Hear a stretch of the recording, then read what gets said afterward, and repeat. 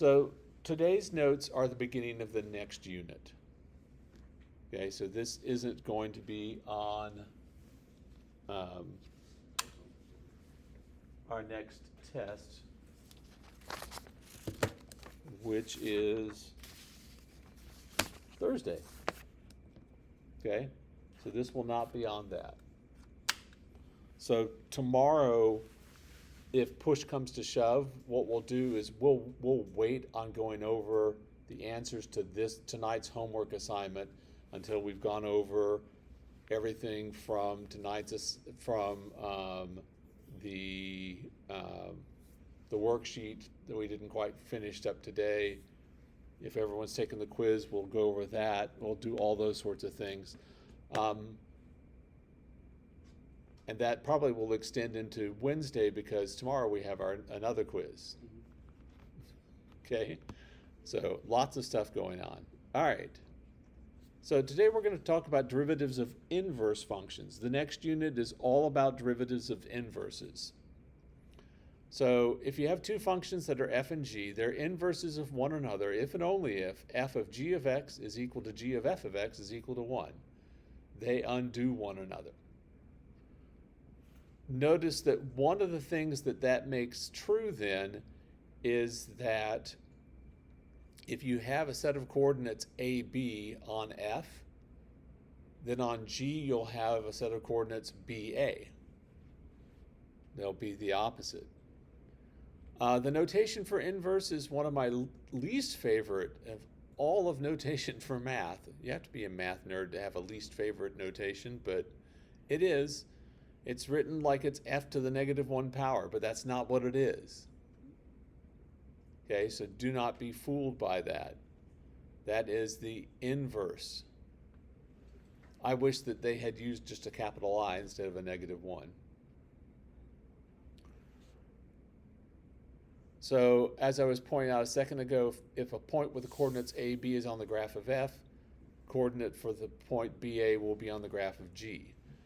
The effect of this is that the graphs of f and g are reflections of one another over the line y equals x. This is actually really helpful to us. So let's say that we have a function f and its inverse g, right? And we're interested in the derivative of g at point B. But for whatever reason, we're not able to write out an explicit form of the inverse for g. We have an explicit form for the inverse of f, but not an explicit form for the inverse of g. Well, if we're looking for g prime at B, you're like, well, if I don't have an explicit form for this, how can I do it? Well, what I can do is that if g of B is a point on the graph of G, then g of B will be a point on the graph of F. And not only that, but also if I draw in the tangent line to F at g of B, like so, the slope of this line will be equal to f prime at g of B. Right? It's the derivative at this point, whatever that value is. Now, since the two graphs are reflections over the line y equals x, then the slope of this line over here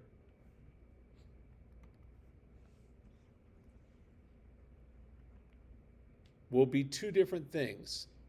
It will be g prime at B, right? But it will also be 1 over f prime at g of B. Because of the reflection over the line y equals x.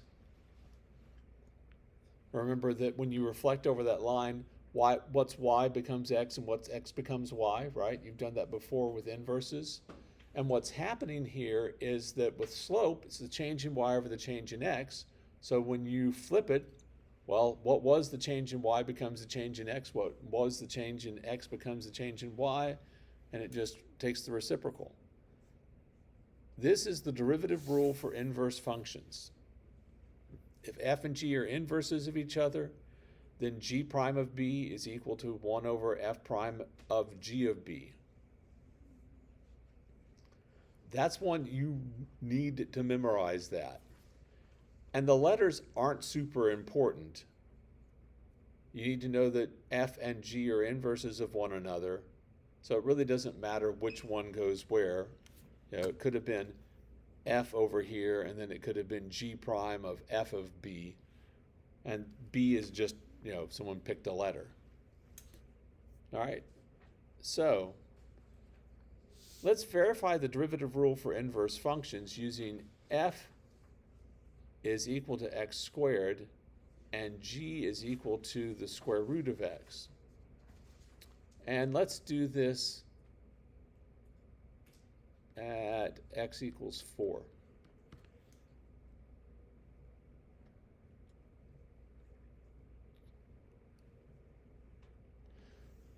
So what we're going to try and find is, without using the fact that I know that this is the square root of x, basically what we're going to do is find g prime at 4 from f alone.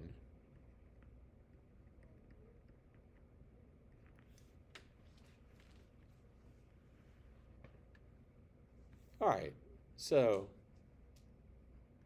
g prime at 4 is supposed to be equal to 1 over f prime of g of 4.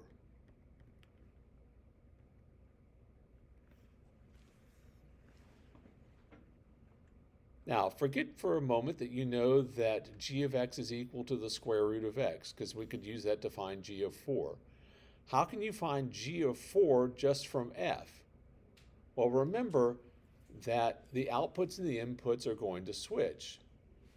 So if you know g of 4 is, you want to find out what g of 4 is equal to.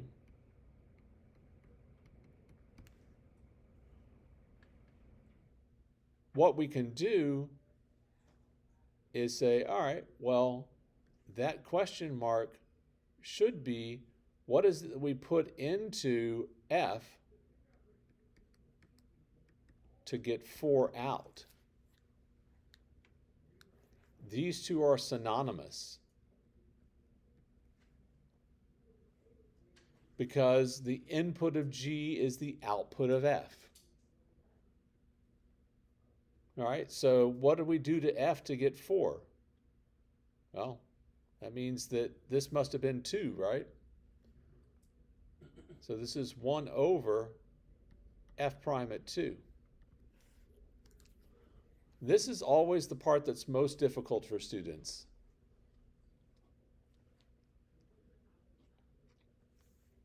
So now, well, the derivative of f is just 2x, right?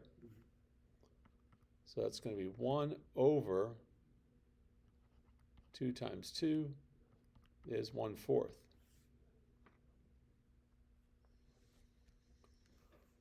Well, now let's find g prime at 4 by using g. G prime of x is 1/2 x to the negative 1/2.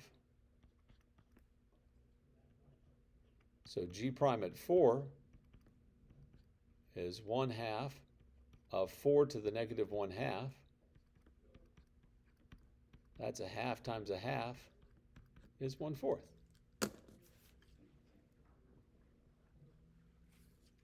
So the rule does work. Now, if you can find an explicit form for the inverse, it's probably a lot easier to do that.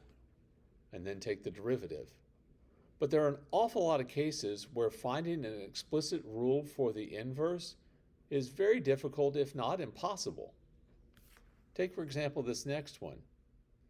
If f of x is equal to 4x cubed minus 2x plus 1, so imagine trying to solve that for x and then reversing the variables. Ugh. And it says let f inverse denote the inverse of f. I find for a lot of students they're like, oh, I just can't, there's too many things going on here. Okay, if that's true for you, well, I'll just do a simple let statement at the beginning. Let f inverse of x be equal to g of x. And now it's letters that I'm more happy with. So I'm trying to find g prime at 3. That's going to be 1 over f prime of g of 3.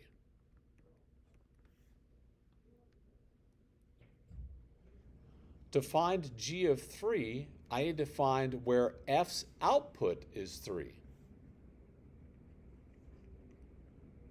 So 3 is equal to 4x cubed minus 2x plus 1. And these are almost always rigged up so that it's an easy number. You're not going to have to, don't get crazy trying to solve these. Don't try to do some sort of algebraic manipulation. Substitute in a couple of numbers and see what works. Clearly 0 is not going to work. Let's try 1. That'd be 4 minus 2 is 2 plus 1. Huzzah.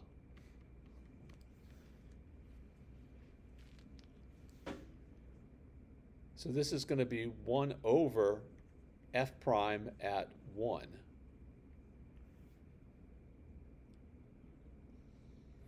So now I'll take the derivative. F prime of x is 12x squared minus 2.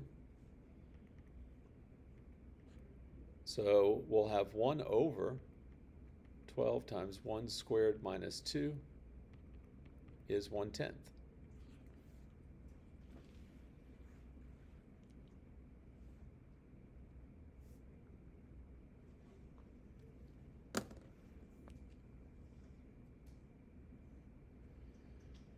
All right, let's do another one. Let f be the function defined by f of x is x cubed minus x. If g of x is the inverse of f and g of 0 is equal to 1, what's the value of g prime of 0? Okay, so again, we'll apply the rule. G prime at 0 will be equal to 1 over f prime of g of 0. And on this one, they were super helpful. They said g of 0 is 1. So that's 1 over f prime at 1. F prime of x is 3x squared minus 1. So this is going to be 1 over 3 times 1 squared minus 1 is a half.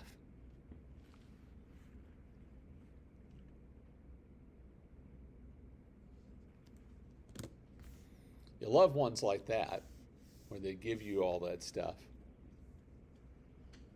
Now, the other thing that'll happen is sometimes they won't tell you the function at all.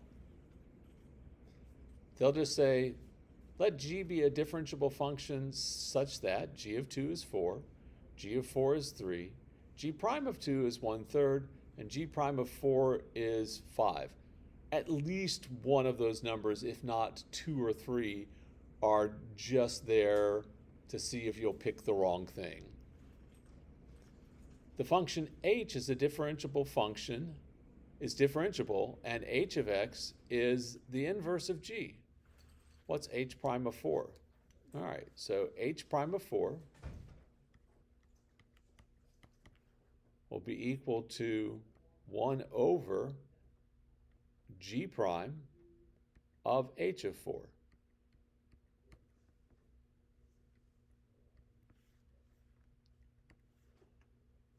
Now, let's start with what is H of 4?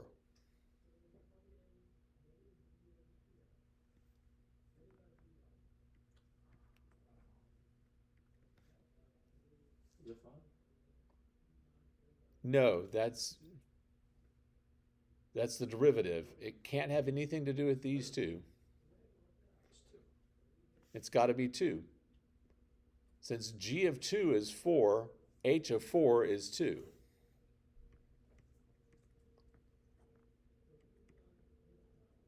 And then 1 over G prime at 2 will be 1 over 1/3, which is 3.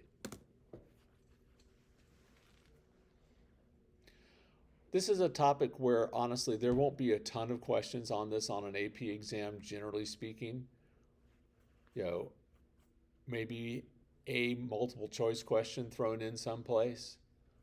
I don't know how often it comes up from one year to another. However, we will use this to help us get other rules also. All right.